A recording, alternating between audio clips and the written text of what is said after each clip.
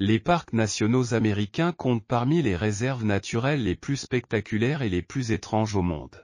Le terrain dynamique, la biodiversité et les caractéristiques géologiques uniques de ces réserves fascinantes attirent des millions de touristes chaque année. Le Grand Canyon est sans doute le plus célèbre de ces lieux. Il s'agit d'une carte de l'Arizona et au nord-ouest de l'État on peut voir l'immense canyon creusé dans le plateau par le fleuve Colorado.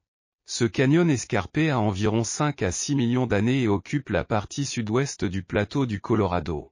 En plus de la flore et de la faune étonnante, cette merveille ancienne recèle également de nombreux secrets géologiques et historiques étranges, qui peu à peu et au fil des années ont été révélés.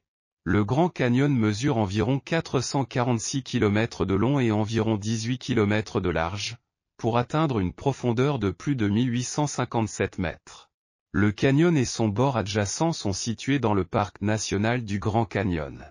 L'épaisse séquence de roches anciennes exceptionnellement bien préservées exposées dans les parois du canyon explique pourquoi il est considéré comme un paradis pour les géologues.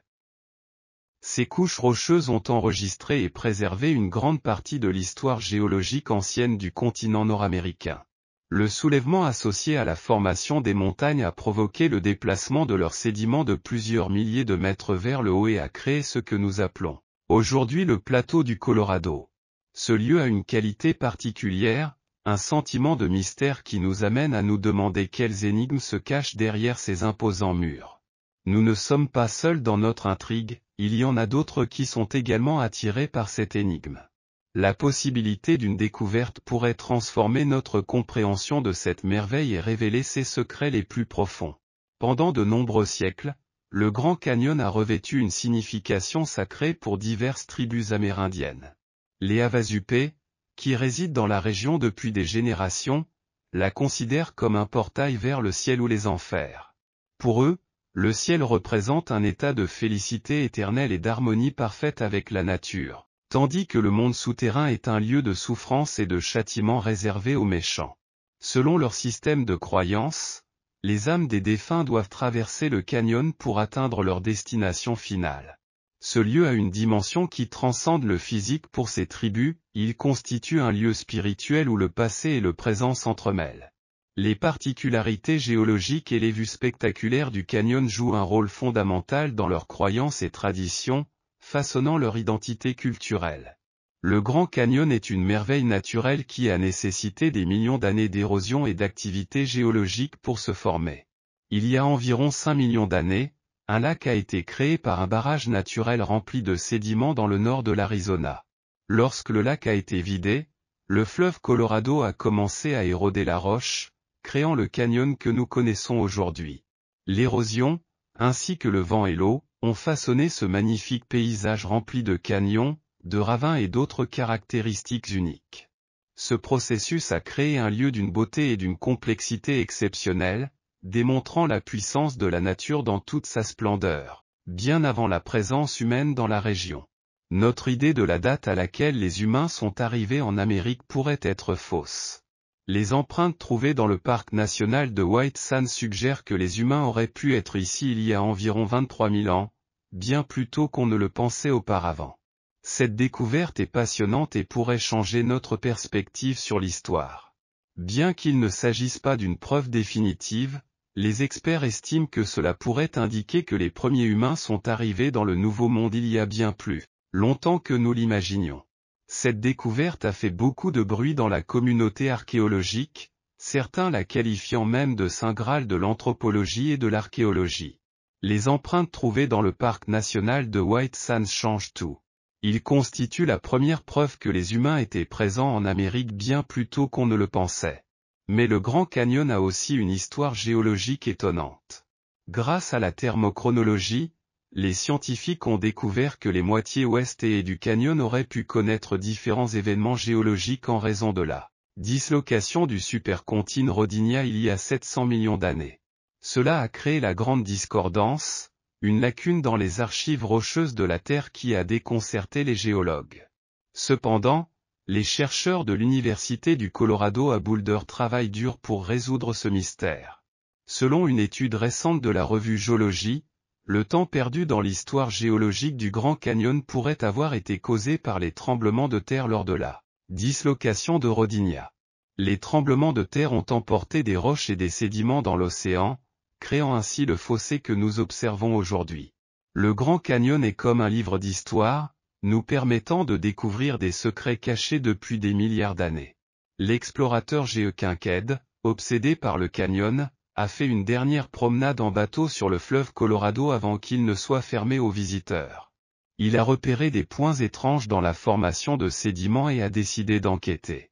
Il a arrêté son bateau et s'est aventuré à pied, sans chemin clair.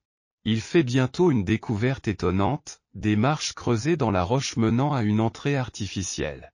Ce qui était surprenant, c'est que le passage caché était couvert de hiéroglyphes de l'Égypte ancienne, dans le Grand Canyon, entre autres. Kincaid était étonné, car on pensait que personne n'y était auparavant. Intrigué, il entra avec sa lampe de poche et réalisa que le tunnel s'étendait au loin, offrant une opportunité de découverte sans précédent. Au fur et à mesure que le passage avançait, Kincaid devenait de plus en plus surpris. Il a découvert des sculptures complexes, des artefacts et des trésors datant des siècles passés. C'était comme s'il avait remonté le temps. Il découvre une ancienne ville souterraine restée longtemps cachée. Fasciné par cette découverte, il était déterminé à en percer tous les mystères. Joe Rogan en a récemment parlé sur son podcast. Bien avant que quiconque connaisse le Grand Canyon, des gens vivaient juste en dessous. Kincaid avait découvert une ville souterraine entière. Le passage principal était large et les pièces atteignaient des dimensions impressionnantes. Mais le plus surprenant était l'épaisseur des murs, une prouesse d'ingénierie qui défiait l'entendement. Je ne comprenais pas comment quelque chose comme ça avait pu être construit. Alors qu'il poursuivait son exploration, Kincaid trouva des granges remplies de coquillages et de graines, des coins cuisine et une grande salle à manger dans la ville souterraine. Mais le plus étonnant était son design et sa taille. Les pièces étaient immenses, mesurant environ 30 pieds sur 40 pieds carrés, avec des plafonds convergeant vers le centre. Et le plus surprenant, les murs mesuraient 3 pieds 6 pouces d'épaisseur, défiant la compréhension de l'époque à laquelle il a été construit. De plus, Kincaid a découvert des artefacts inhabituels, tels que des outils en cuivre, une technologie qui n'aurait pas dû exister dans cette région à cette époque de l'histoire. Fasciné par sa découverte, Kincaid l'appela « la citadelle » et demanda un soutien financier et logistique au Smithsonian. Professeur Essa Jordan est arrivé avec une équipe de 40 scientifiques et chercheurs pour aider à l'exploration et aux fouilles. Il fut rapidement révélé que la ville souterraine avait une disposition planifiée et symétrique, et pas seulement un ensemble aléatoire de pièces et de tunnels. C'était une ville avec un objectif clair. La citadelle était habitée par une civilisation avancée qui y vivait depuis des centaines, voire des milliers d'années. Ils étaient beaucoup plus sophistiqués que les tribus indigènes de la région.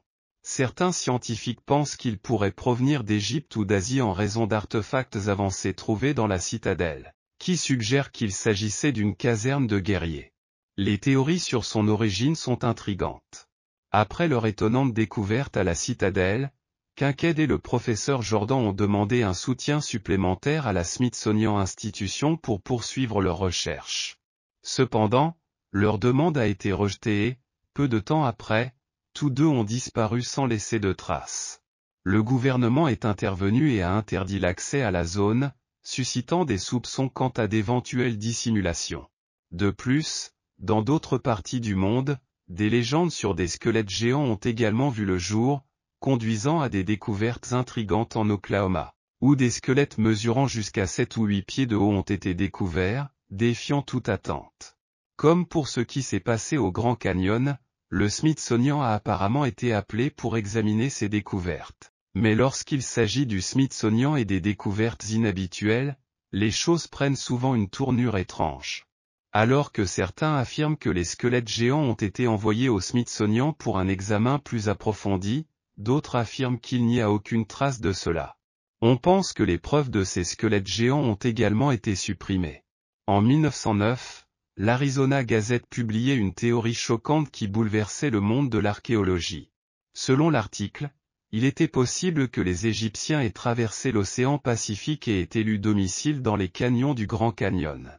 Les preuves trouvées montraient apparemment qu'une grotte mystérieuse qui pourrait se trouver en Égypte remontait à l'époque de Ramsès. Ce n'est pas le genre de nouvelles que l'on entend tous les jours, il n'est donc pas surprenant que l'article ait suscité beaucoup d'attention. De nombreuses personnes ont été fascinées par l'idée que les anciens Égyptiens auraient pu voyager en Amérique et établir leur campement dans l'une des merveilles naturelles les plus spectaculaires du monde. Cependant, peu de temps après que cette théorie se soit répandue, elle a tout simplement disparu. Il a été dit que rien de tout cela ne s'était réellement produit et que l'article était introuvable. Les gens du monde entier ne savent plus quoi croire, ce qui ne fait qu'ajouter au problème ici présente, il y a quelque chose qui se cache. Tout cela montre que les anciens Égyptiens jouent un rôle important dans l'histoire du Grand Canyon. Mais les véritables preuves ont été supprimées par les responsables. De quel côté de la fracture vous situez-vous?